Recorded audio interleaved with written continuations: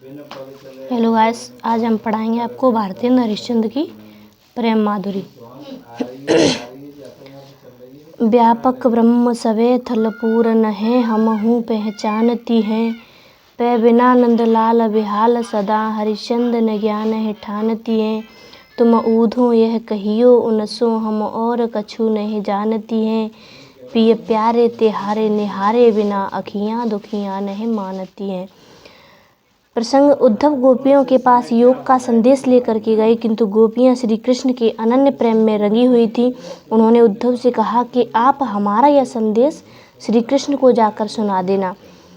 व्याख्या में लिखेंगे, गोपियां कहती हैं कि हम परमात्मा की सर्वव्यापकता के विषय में भली प्रकार जानती हैं कि हम यह भी जानती हैं कि परमात्मा जल थल आदि सभी जगह विद्यमान है, किंतु श्री कृष्ण के वियोग में हम सब व्याकुल रहती हैं और उन्हें छोड़कर हमें किसी भी प्रकार की ज्ञान चर्चा रुचिकर नहीं लगती, अर्थात हम तुम्हारे ज्ञान मार्ग को कोई महत्व नहीं देती हैं। हमारा हृदय श्री कृष्ण के अतिरिक्त कहीं भी अनुरक्त नहीं है। हे उद्धव, आप श्री कृष्ण से जाकर यह कह देना कि हम गोपियाँ और कुछ नहीं जानती और हमारी ये दुखियाँ आँखें श्री कृष्ण के दर्शनों के अतिरिक्त और कुछ भी स्वीकार नहीं करती।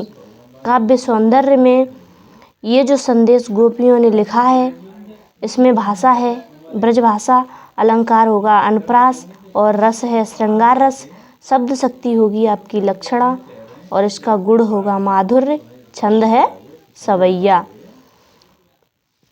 प्रश्न है आपका, प्रस्तुत पद्यांश के पाठ और कवि का नाम लिखिए अथवा उपयुक्त पद्यांश का संदर्भ लिखिए। अगर पद्यांश के पाठ और कवि का नाम लिखने के लिए बोले तो आप लिखोगे, पाठ का नाम लिखोगे प्रेम माधुरी और कवि का नाम लिखोगे भारतेंदु हरिश्चंद्र।